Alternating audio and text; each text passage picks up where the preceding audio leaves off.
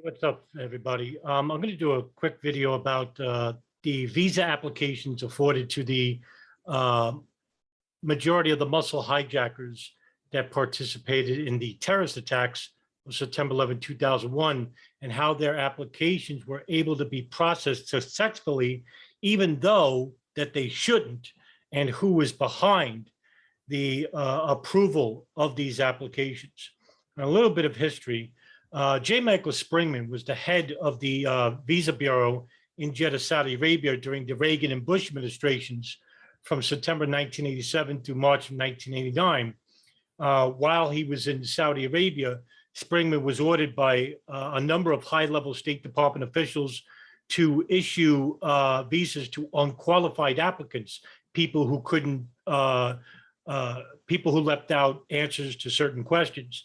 Springmann later stated that these applicants were terrorist recruits of people like Osama bin Laden, Gulbuddin Hekmatyar, Jalaluddin Haqqani, Afghan warlords in Afghanistan, and that they were being sent to the United States in order to obtain training from the Central Intelligence Agency. Now, Springmann later went to and complained about these applications being approved when they shouldn't be, and he was ordered to be silenced on the matter. The State Department later stated that the consular officer had the final authority in issuing visas and not J. Michael Springmann. So what happened was, during the summer of 2001, a number of these muscle hijackers were coming to the United States through two U.S. consular offices, one in Riyadh and one in Jeddah. Each of the 19 of the hijackers entered the United States all on valid visas, and 15 of them were from Saudi Arabia. Now, according to J. Michael Springmann, he went on to say that on a visa application, you got to establish some kind of connection to a place of application of your own country. In other words, you have to have a job. You're going to school. You're running a business. You have an investment, whatever that shows financial stability. That's going to be strong enough to bring you back from the United States for whatever reason you're going there. For example, people go for tourism or to visit friends and relatives or to sign a business deal with the United States, but that they can't stay there. They have to go back to managing their own business, their own lives in their host country. The hijackers that were involved with the September 11th attacks, the muscle ones, the muscle hijackers, none of those people had any ties whatsoever. On a lot of these applications, they couldn't even name the city they were going to. They couldn't tell the consular officer why they were going there, and that they had no available information as to what they were doing or where they were going. Most of them couldn't even speak proper English.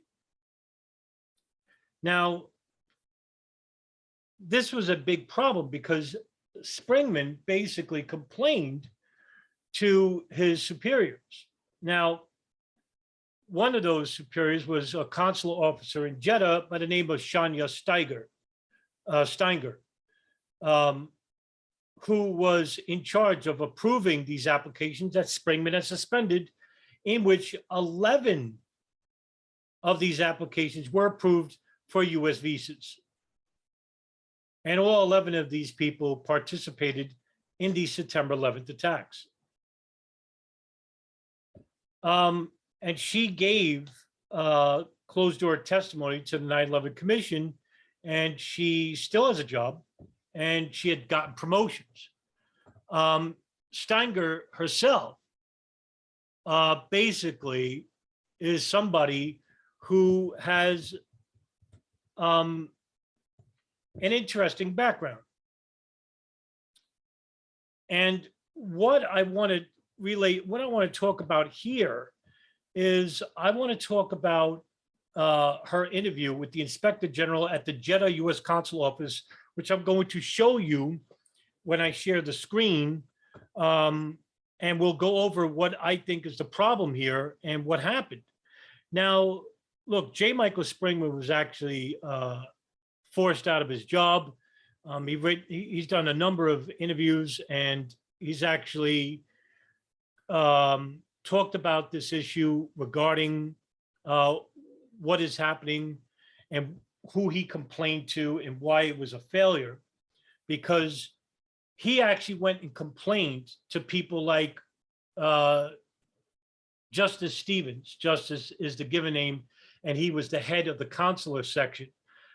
He complained to people like Stephanie Smith of the Foreign Affairs Office in Jeddah, and he found out that she was a CIA official when she was a consular officer in Riyadh. And she actually told J. Michael Springmann that this is a very bad thing. And when you go back to Washington, tell the Bureau of Consular Affairs about this. And when he did, they had no interest. And he thinks that Stephanie Smith and Shanya Stienger basically told them that there was nothing wrong with the applications of these people, even though there was glaring red warning signs. And the United States was in very high alert in 2001.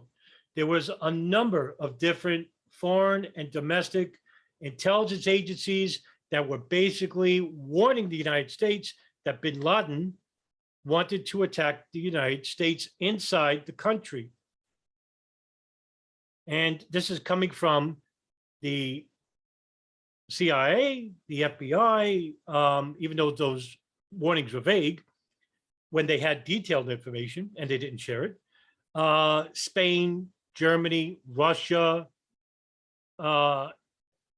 Iran, all gave intelligence warnings about Al-Qaeda wanting to conduct terrorist attacks inside the United States. So these applications should have went through great scrutiny, and they didn't. And I think what I would like to share with you now is the interview conducted by the Inspector General, Office of Inspector General, memorandum of conversation dated January 20th, 2003.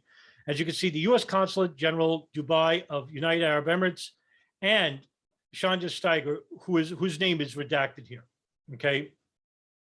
So, issuance of NIVs to 9/11 hijackers is the subject. So we're going to read this together. Okay, let me blow this up a little bit and shorten the screen. Okay, you can read it. So blank traveled from blank to Dubai to meet the inspectors there. That's Shanya Stienger. She was interviewed on Monday morning in the conference room of the Consulate General. She related that she testified on August 6, 2002 in Washington, D.C. before staff members of the Burton Committee. She has not been party to any other interviews. However, not the Bureau of Consular Affairs, the Bureau of Diplomatic Security, or the FBI have interviewed her about her issuance of non-immigrant visas to 10 of the hijackers. It was later 11. Asked about the February 2002 visit to affected posts by CA delegate Gretchen Welch, she responded that Welch had conducted informal discussions about her new clearance procedures and did not question Steiger about what had happened. Shanya Stienger arrived in Jeddah on July 1st, 2000 to begin her first Foreign Service assignment. She had a one-day overlap with her predecessor, blank. At Post, she learned that Jeddah had a policy of interview by exemption for Saudi nationals. She was told that the only reason Saudi Arabia did not qualify for the visa waiver pilot program was because of its strict treatment of American visa applicants. Were the kingdom to be more forthcoming with visa reciprocity for American visitors, it would have qualified the visa waiver program by virtue of the tiny percentage of Saudi visa holders who overstayed or were turned back home by Immigration and National Services, the INS. There was blank said a virtual visa waiver program for Saudi citizens.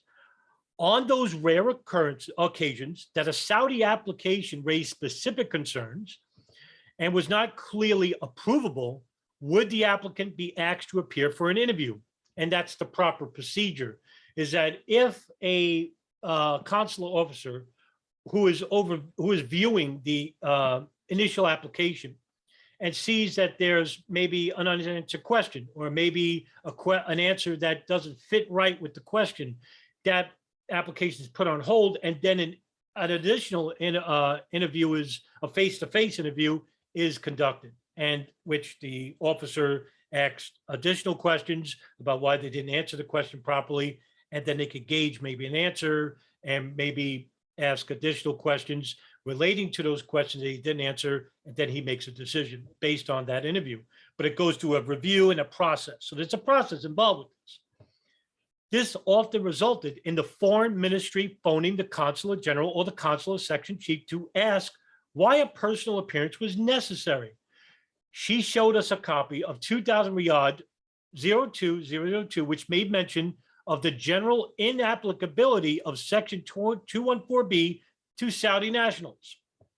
Her biggest visa challenge, she said, was non-Saudi applicants, third country nationals, or TCNs. Under the Visa Express program, third country national applicants were also interviewed by exception, but they were required to submit supporting documents with their applications that Saudis were not. And TCNs were interviewed much more often. Saudis were asked to submit only their passports and applications. No evidence was required to support claimed socioeconomic ties, since all Saudis were presumed to have such self-evidently strong ties as to need no proof. Do you see the problem here? So most of these muscle hijackers were actually giving an allowance by the consular officers in Jeddah and Riyadh to not provide additional documentation, because they were assumed that they had socioeconomic ties, that all these Saudis are rich, and that they have business deals inside the United States. Most of these muscle hijackers involved with the September 11th attacks came from the poorest regions in Saudi Arabia and were basically illiterate. And that's why they're duped by these imams, these ghoulish Salafist imams, to conduct these terrible attacks. Now, Jeddah Consular staff believed that they were a little tougher on adjudicating NIVs than Embassy Riyadh. During the summer of 2001, the section chief, Art Mills, was on home leave. So blank, the NIV officer, was working alone. All told, she had issued about 20,000 visas during her tenure at Jeddah. Shanya Stienger. She routinely worked until 10 p.m. to catch up on the large number of visa applications. Nevertheless, she wanted to continue Jeddah's practice of interviewing first-time Saudi applicants for student visas. During that busy summer, Shanya Stienger worked very hard, doing 400 to 500 cases every day. She said that she had no time to look beyond the name and the date of birth on the visa application forms. She knew that some of them were incomplete, but believed that this did not matter because the Saudi applicants were eligible for visas in any case. That is the Visa Express program authorized by the United States to Saudi Arabia because of their long-standing relationship, and didn't want to offend the Saudis by denying applications. Furthermore, the INS didn't have access to those applications anyway. It did not matter exactly which hotel they would use in the United States. For example, Shanya Stienger said that Consul General Baltimore was a good boss and supportive, but knew little about consular work. He did not interfere in consular section policies. So in other words, nobody was overseeing Shanya Stieger's work. And basically, this is like plausible deniability. So even though she's overworked, even though she had an enormous amount of work regarding Saudi applicants, they're wanting either student visas or work visas, which are temporary, and she's overloaded. She could have used some help. She worked alone without any pressure from a superior over her shoulder. There were no travel agency programs in Jeddah before Visa Express. Only Saudis, the national airline headquartered in Jeddah, and the Saudi government used a drop-off system for submitting applications. There was no face-to-face interviews done with these applicants either, just to remind you. There were no personal appearance waiver programs. In other words, the muscle hijackers didn't even bother to be reviewed additionally when it comes to face-to-face, right? They just dropped off their applications, and they didn't, some of them probably filled out the applications. Maybe somebody else did them, but they were dropped off, but there was no face-to-face. That's another problem. So Shanya Stieger, right there, probably should have suspended these applications because a lot of them were incomplete. However, let's go back. Most individuals walked into the consulate and dropped off their applications. Saudis were dismissed and TCNs were interviewed. So in other words, if a third country person comes in, say Qatar, United Arab Emirates, and they dropped out the application, there was a face-to-face meeting. But if they were Saudis, they did not. So in other words, how convenient was this? So the muscle hijackers, all from Saudi Arabia, didn't have to come in a face-to-face. So in other words, Shanya Stieger read these incomplete applications and didn't require a face-to-face meeting, which is exactly what should have been the protocol following these applications. But because she wasn't getting supervised correctly, in which J. Michael Springmann back in the early 90s, late 80s, complained about this procedure, in which is still continued under his tenure. He basically complained and he was let go. Now, Shanya Stieger was opposed to some of the details of the Visa Express program, which was initiated on June 1st, 2001, but not for reasons related to terrorism. She felt that Riyadh imposed the Visa Express program on them. She believed that Riyadh made the program mandatory because the Consulate General in Riyadh, Tom Furry, had excellent experience with a similar program in Mexico. The program also eliminated the need for interviews for first-time student visa applicants. Every single one of the muscle hijackers were first-time student visa applicants.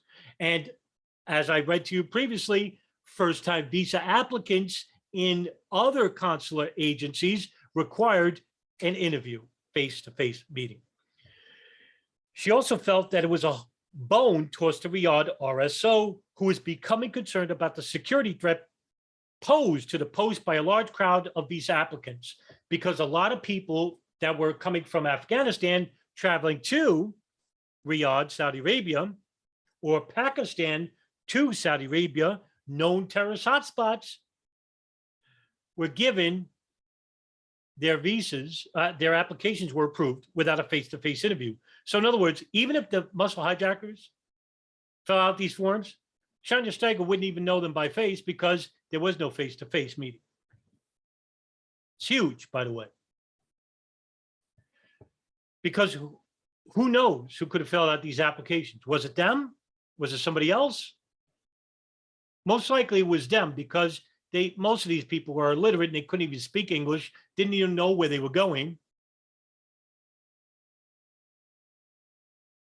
But she can't identify them because there was no face-to-face interview. Now, before Visa Express was instituted, most TCN applicants in Jeddah applied in person at the consulate. Visa Express mandated that all applications be submitted through travel agencies, which therefore made it necessary for all TCNs to make 2 trips, one to travel agency and the second to the consulate.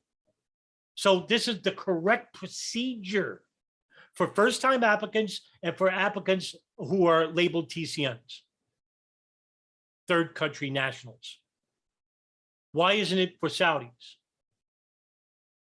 Later on, by the way, after 9/11, the Saudis had to go through scrutiny. Of course, it's too late by then, right? It was therefore inefficient, she thought, and it obliged her to review some 300 applications daily. Shanya Stienger had no objection to Visa Express for Saudis, since it kept those people who would not be interviewed in any event away from the consulate. She repeated that her objections to Visa Express had nothing to do with Saudi applicants, their eligibility, or security concerns. Only the program's effort on the handling of TCN applicants. Shanya Stienger drafted a cable to convey her reservations about Visa Express and did not send it once. A kudos cable came back from CA praising the new program, right? Let's continue. Referring to the hijackers to whom she issued visas without an interview, Shanya Stienger said that upon reflection, she had decided that even if she had interviewed them, she would more than likely have issued the visas. So in other words, even though every single one of these applications were incomplete or the answers were vague, for example, they couldn't tell you where they were going. They couldn't tell you how much money they had, what business they had in Saudi Arabia, why they were going there. Right there should have been a red flag, should have been suspended or put on hold, went through a review at the Jeddah office, and then required a face-to-face interview with said applicant. And then the consular office would go to the review board, review the application, and either approve or deny based upon the second interview, that interview face-to-face. Now, Shanya Stienger approved of them. Why? Why? She didn't complain about the Visa Express program, which is fine. She didn't complain about the number of applicants, but she did complain that she wasn't getting any help. She was overworked. But here she is basically saying, I would have passed these applications anyway. Now, she does mention it. Mentioning the incomplete applications, she stated that those applications could have been sent back for completion, but that they would have changed nothing. They would have been returned completed. That's assuming it would have been completed, and the same visa would have been issued. That's not necessarily the case. A statement was made in October of 2001 that henceforth there would be a zero tolerance policy for incomplete application Saudi posts. Well, it's too late by then. The attacks already took place. There should have been a zero tolerance policy for first-time applicants who can't answer where they were going, who they were meeting. Right there should have required a face-to-face interview. Passing applications back and forth until they were completed satisfactorily did not seem to be, in her opinion, Shanya Stienger, an efficient use of scarce human resources. She mentioned that one time a couple planning a tourist visa to the United States misspelled the purpose of their trip on their application form as terrorism. I don't know how you can misspell a purpose of your trip with terrorism. She called her husband in for an interview and the error was corrected. Of course it was. Shanya Stienger said that she reviewed the visa applications of the terrorist hijackers and recalled that there was no direct hits in the class lookout system pertaining to any of them. Right, because all of these muscle hijackers didn't have past histories that required any scrutiny, because most of these people were basically religious students who were illiterate, coming from very poor backgrounds. They didn't have any criminal nature, maybe petty crimes such as stealing, but that's about it. Speaking of the one terrorist that she did interview, Hani Hanjour, Shanya Stienger said that he struck her as a typical middle-class student applicant who was not well connected, even though he went to the University of Arizona in 1992 and has some history inside the United States and had broken English.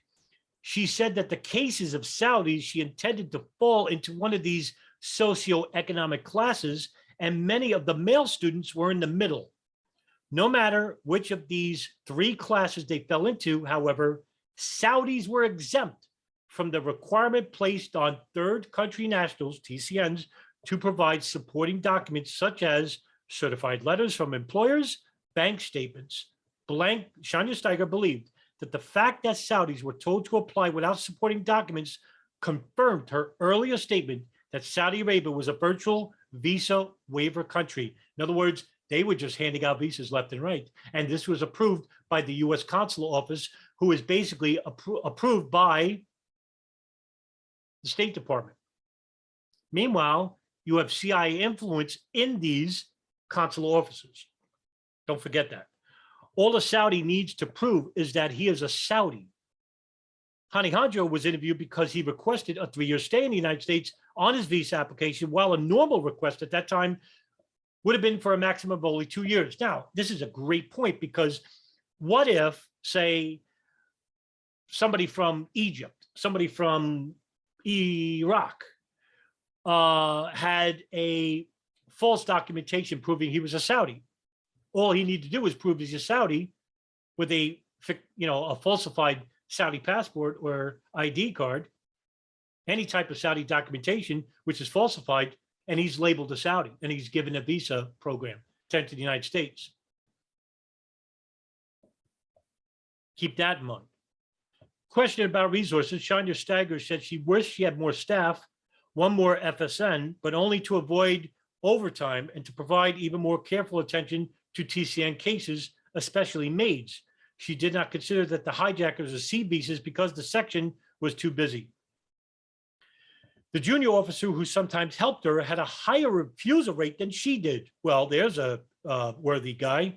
She expressed the opinion that he was denying applicants for the wrong reasons, and in clear, by the way, that's pretty vague.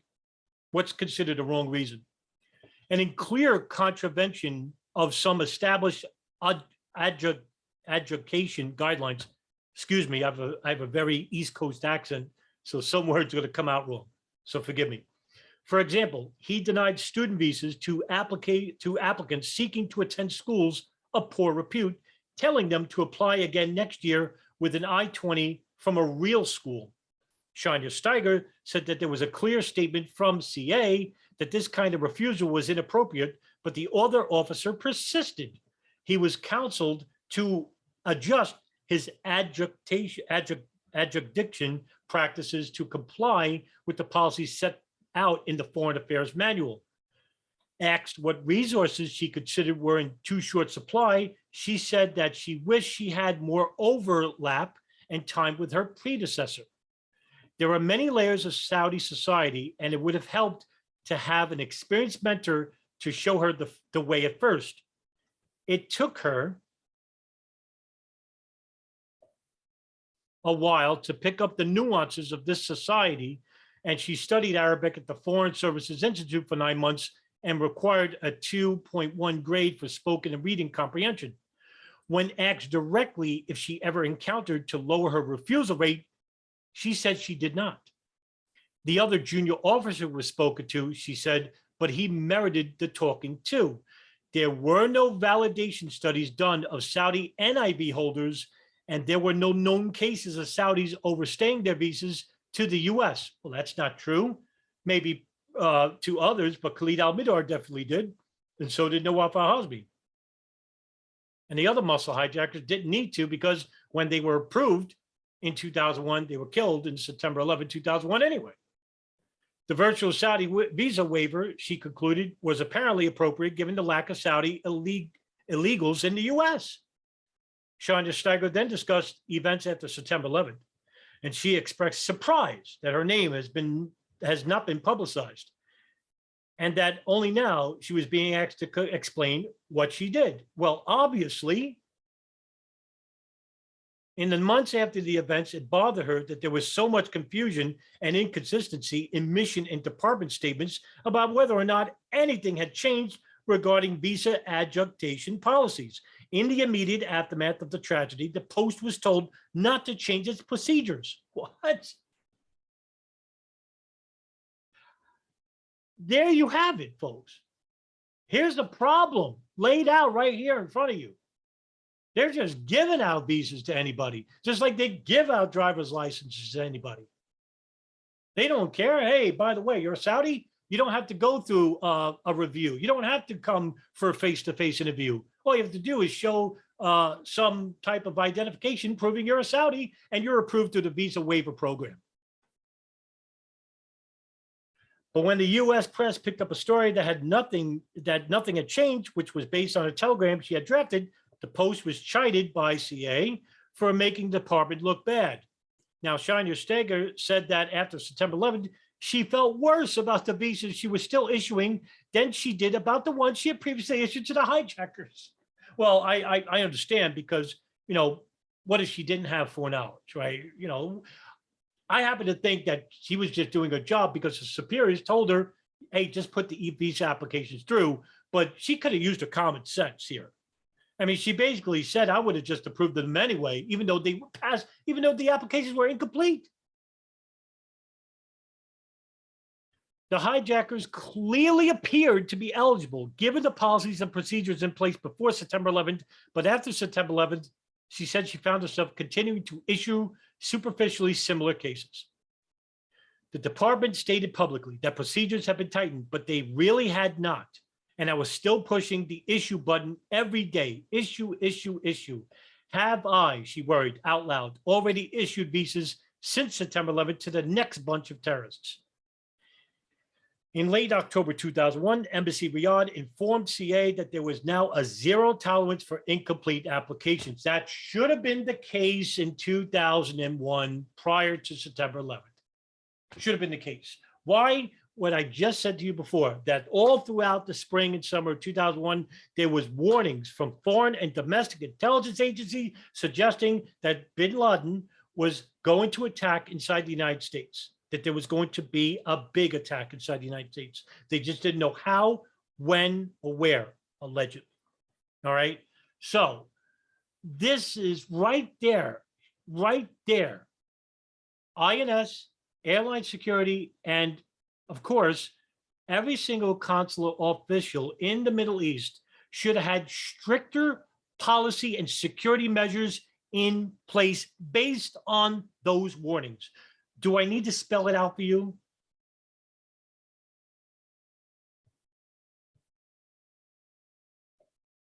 Okay. I'm sorry. So, all right, that's it, right? Now, you know, later on, State Department officials continued to defend the system. And they were quick to point out that it was not possible for a consular officer to issue a visa unless the name had been checked in the lookout database.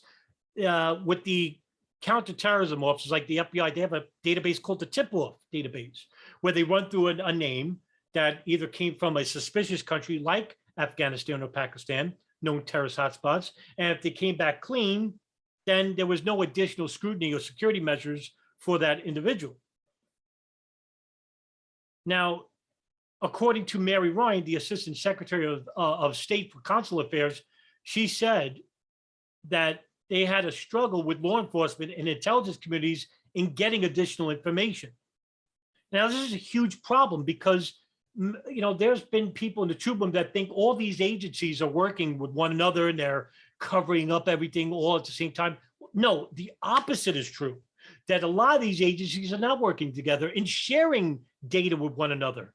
I mean, 9/11 is the biggest monumental failure of agencies not sharing important information with one another, including domestic agencies, state and local levels, such as the state consular affairs here in the United States or abroad. The CIA didn't share information with the FBI regarding 2 al-Qaeda operatives living inside the United States openly without the FBI or the State Department even knowing.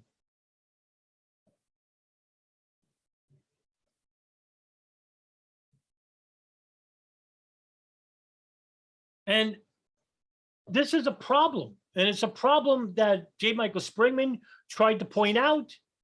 This is a problem that people in the FBI, whistleblowers, some of them I've interviewed, Mark Rossini, Ken Williams, who tried to warn their superiors, Robert Wright Jr., all these people in the FBI who basically tried to warn their superiors about an influx of Arab flight people from Saudi Arabia who were training at flight schools in Arizona, in Oklahoma, in Minnesota, in New York, in Texas. And they were all coming through the visa program, the express program, without any additional scrutiny.